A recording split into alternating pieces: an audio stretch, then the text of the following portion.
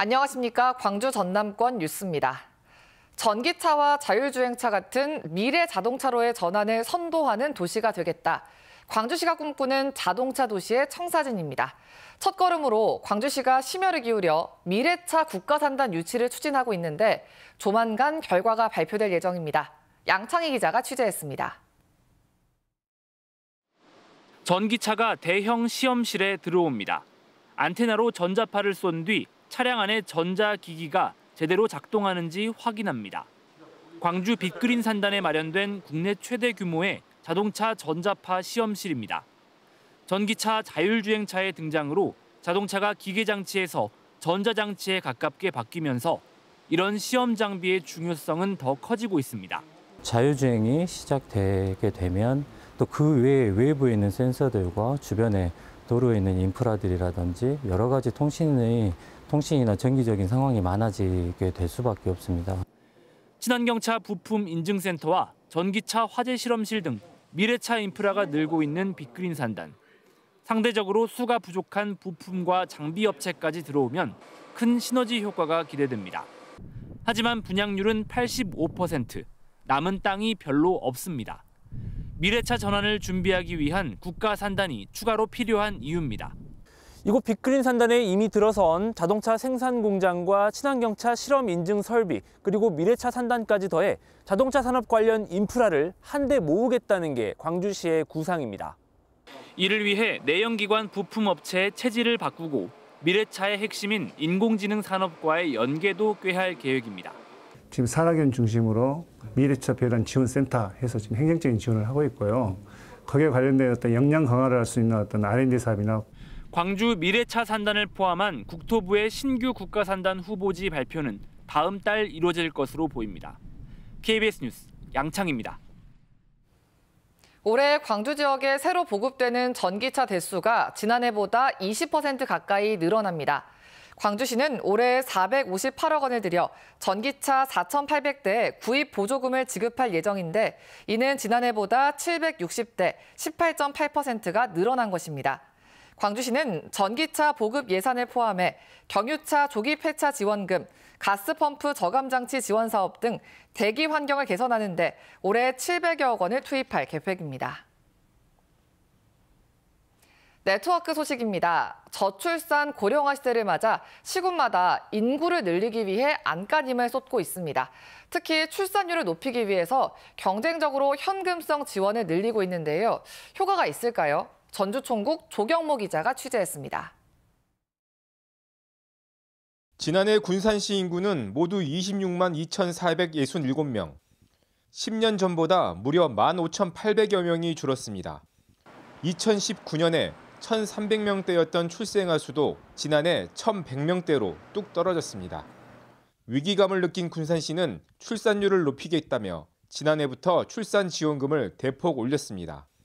무엇보다도 이제 타 시군에 비해서 현재 우리 군산시 지원금 수준이 좀 낮은 감이 있어서 전북 14개 시군 모두 출산 지원금 제도를 도입했고 금액은 수십만 원에서 2천만 원까지 다양합니다.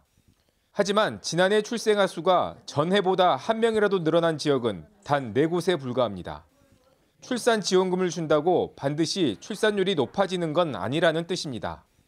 경쟁적인 현금 지원은 자치단체마다 서로 인구를 뺏고 뺏기는 악순환만 되풀이될 뿐 전체 인구 증가에는 별 도움이 안 된다는 겁니다. 단편적인 그 정책만으로는 효과가 없겠죠. 이제 약간의 지역사회에서 인구 이동? 이게 어느 지자체가 좀 많이 준다라고 하면은 잠시 이동은 있을 수 있어요. 이 때문에 양육 과정에서 돌봄 체계를 구축하고 교육, 주거 환경 등의 종합적인 투자가 함께 이루어져야 한다는 지적도 나옵니다. 출산에서 보육, 교육, 의료, 주거라고 하는 종합적인 차원에서의 대책들이 마련되어져야 되고 그 대책이라고 하는 것은 사회적으로 아이의 양육은 책임진다라고 하는 올해 전북 14개 시군이 마련한 출산 장려금 예산은 모두 140억 원. 현금 예산 지원이라는 단순한 출산 촉진 정책에서 벗어나 지속적인 출산율 변화를 이끌어내기 위한 정부와 자치단체의 진지한 고민이 필요해 보입니다. KBS 뉴스 조경모입니다. 농촌의 의사 구하기가 정말 하늘의 별 따기가 되고 있습니다. 특히 촌각을 다투는 응급실 의사 구하기는 더 어렵다고 하는데요. 충남 부여에서는 작년 4월부터 의사를 구하고 있는데 연봉을 3억 이상 준다고 해도 사람을 못 구하고 있습니다. 대전 총국 서영준 기자의 보도입니다. 인구 6만여 명의 부여에서 유일하게 응급실이 있는 병원. 24시간 돌아가는 응급실 특성상 의사가 최소한 4명은 있어야 하지만 지난해 1명이 그만둬 3명밖에 없습니다. 한 달에 최소 열흘씩은 24시간 밤샘 근무를 해야 하다 보니 피로 누적이 심각합니다.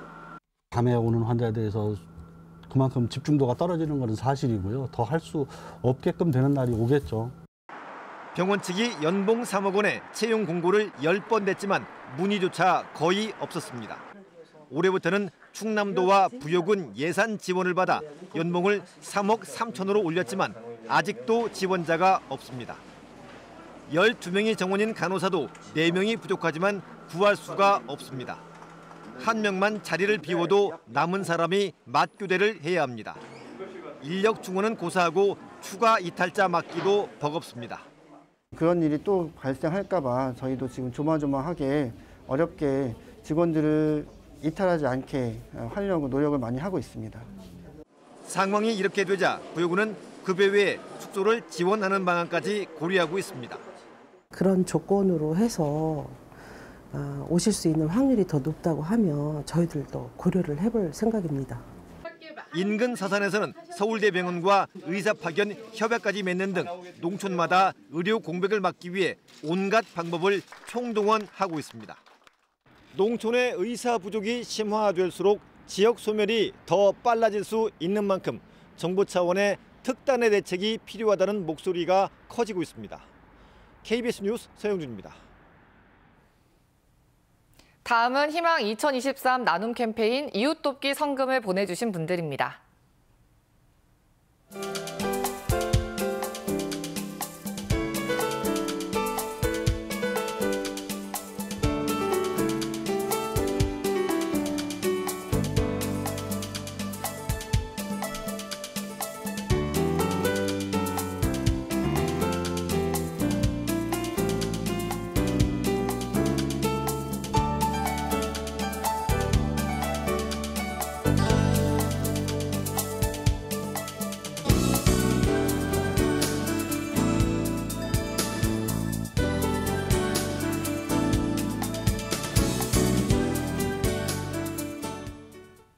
전남대학교 병원이 새 병원 건립 사업을 위한 대응단을 발족했습니다.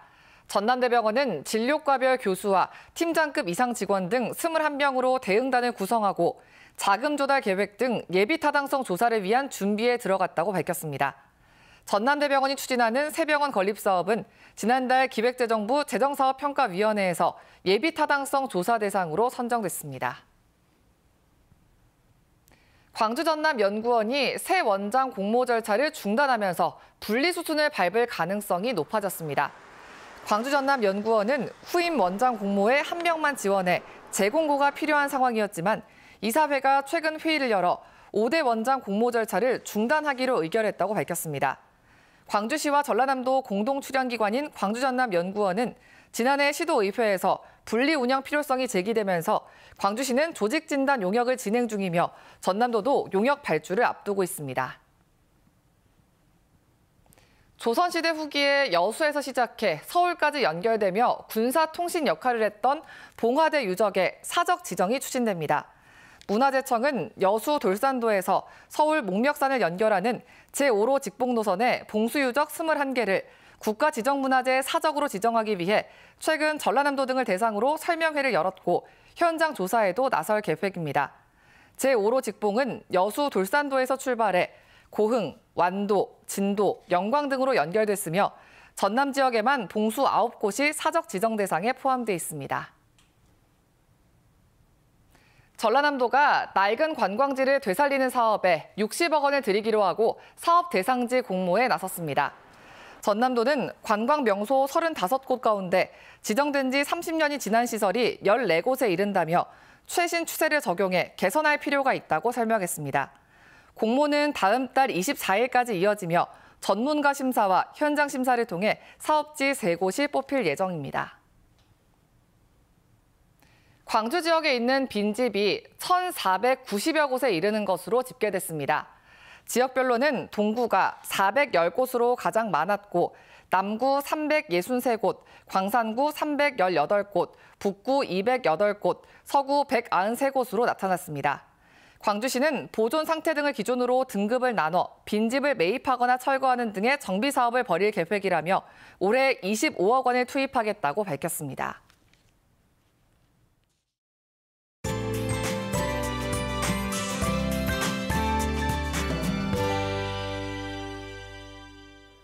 당분간 대체로 맑겠고요. 큰 추위도 없겠습니다.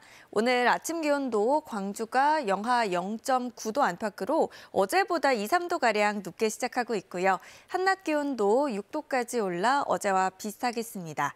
내일 아침에는 기온이 다소 내려가겠지만 낮 기온은 11도까지 올라 비교적 온화한 날씨가 찾아오겠습니다. 오늘 하늘도 대체로 맑게 드러나겠습니다. 다만 여수와 광양에는 건조주의보가 발효 중인데요. 당분간 맑은 날이 지속되면서 대기가 차차 건조해지겠습니다. 다음 자세한 지역별 기온입니다. 아침 기온 장성과 화순 영하 3도 안팎으로 어제보다 1에서 7도가량 높게 시작하고 있고요. 한낮 기온도 5도까지 오르겠습니다. 여수의 낮 최고 기온 6도, 광양 7도로 어제와 비슷하거나 1, 2도가량 낮겠습니다. 목포의 한낮 기온 5도, 강진과 장흥, 해남 6도로 예년 이맘때와 비슷하거나 조금 더 쌀쌀하겠습니다. 신안을 비롯한 도서 지역은 5도에서 6도까지 오르겠습니다. 해상에 내려졌던 풍랑주의보는 모두 해제가 됐지만 오늘 오전까지 서해남부 먼바다는 바람이 다소 강하게 불고 물결이 최고 3m로 높게 일겠습니다. 당분간 눈비 소식 없이 구름만 다소 끼겠고요. 아직 전남 서부 지역을 중심으로는 빙판길이 많아서 운전하실 때 각별히 주의하셔야겠습니다. 날씨였습니다. 1월 30일 뉴스광장 마칩니다. 시청해주신 여러분 고맙습니다.